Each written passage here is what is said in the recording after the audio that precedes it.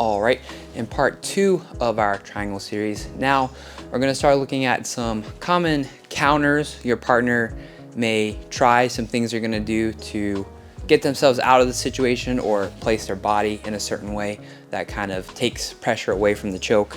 So we'll kind of start in chronological order here. The first of which being, it kind of depends on how I got to the triangle situation. If maybe my partner was standing and I shot a triangle from here.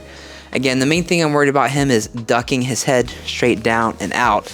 So exactly. So what I'm trying to do once I get my legs up is really pull my partner in, pull my knees to my chest, make sure I'm pinching my knees, pulling my heels towards my butt.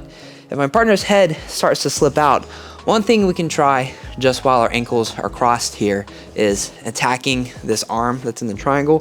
So essentially, I'm just gonna use my thigh as a fulcrum here to bend his arm over. That's a way we can get a quick tap.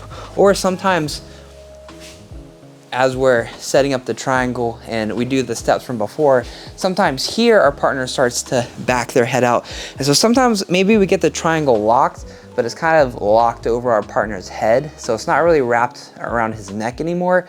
And he's kind of stuck in the position, but we're not really choking him anymore when we squeeze with our legs.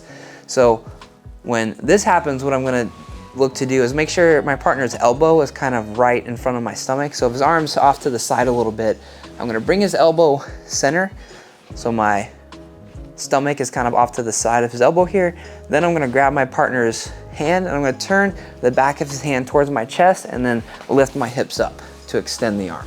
So next things that may happen, this can happen after I fully get the triangle situation, or this can happen beforehand. Sometimes my partner will try to wrap around like this. And so again, our goal with the triangle is to use our hamstring on one side of their neck and then their shoulder on the other side to cut off both arteries and choke our partner. And so when our partner hugs around our leg like this, essentially he's moving his shoulder further away from his neck. So when I lock up my triangle here and I squeeze, his shoulder's not really in his neck. There's still a lot of space here. So there's a few things we can do here. One is, this is called like the teepee choke, and sometimes it's a choke, sometimes it's more of just a pain compliance move where I just keep my ankles crossed, reach around my knees, and then squeeze super hard.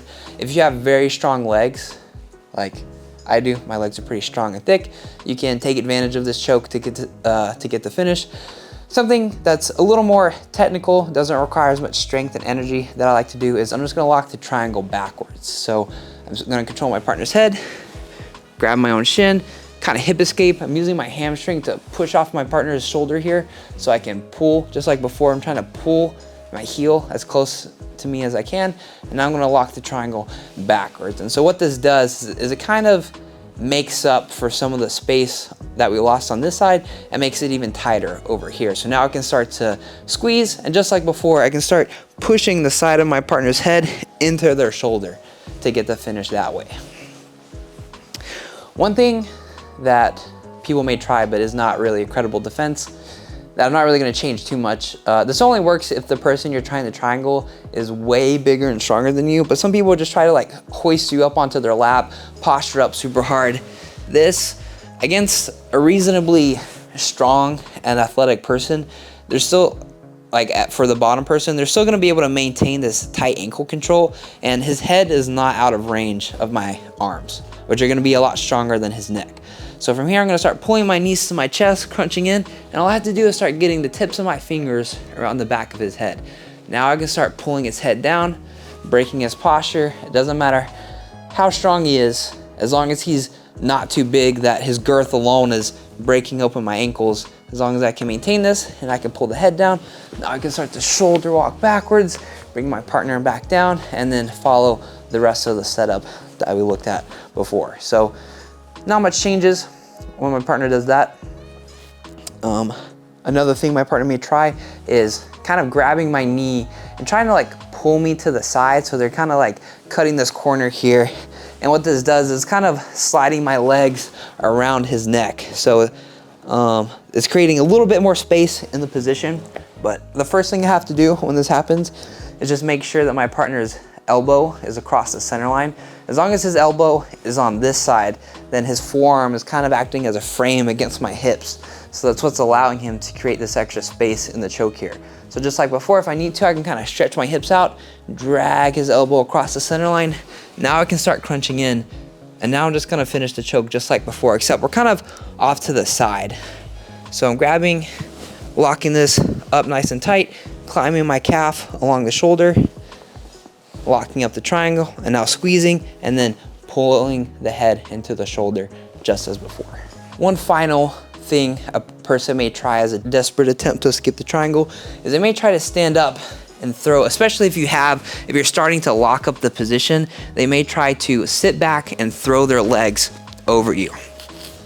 Once he crosses his ankles over me, he can kind of use his legs to extend me away, and as he leans back, his back is breaking the lock of my ankles here. So when this happens, on the opposite side of the arm I have in the triangle, I'm actually gonna underhook that leg and keep it. And then on the other side, my hand is gonna be fighting his leg. So as I'm setting up the triangle, he starts throwing his legs over me.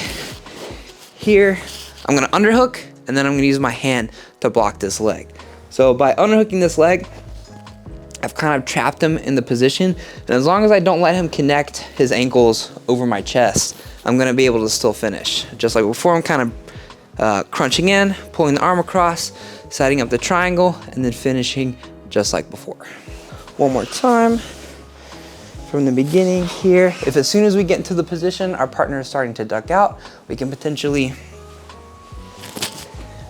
fight the hands, break this grip, 2-on-1, go across to use our forearm or our thigh as a fulcrum against the elbow. If we're locking up the triangle, but our partner's head slips out part way and our triangle is locked, but it's around the head, not the neck, I'm gonna bring the elbow to my stomach, turn the back of his hand towards me, lift my hips for the finish. And if you're gonna lose the position altogether and they do get their hands out or their head out, then all I'm gonna look to do is put this hand into my hip and transition into an omoplata. But we're not gonna go too deep into this for now, but it is an option. It just kind of changes the position. Next, if our partner is hugging around the thigh, one more time. I'm just locking up the triangle backwards, pinching, pushing my partner's head into their neck to get the finish. If they're trying to just deadlift straight up, pull us into their lap. And another reason this is kind of a bad thing to do is because since I'm sitting on his hips now, it kind of kills his mobility. So he's pretty stuck here. So now again, as long as I'm maintaining control with my legs, pulling my legs in tight, pinching my knees, heels to my butt, I can pull the arm across, control the head, stretch my partner back out, and lock up the triangle. If our partner pulls us to the side here, I'm just gonna make sure I push the arm across, adjust here, finish. Or if my partner tries to throw his legs over, I'm gonna underhook this side, kind of fall to this side, and then use my top hand to block his arm. And then from here, I'm looking to finish just like before.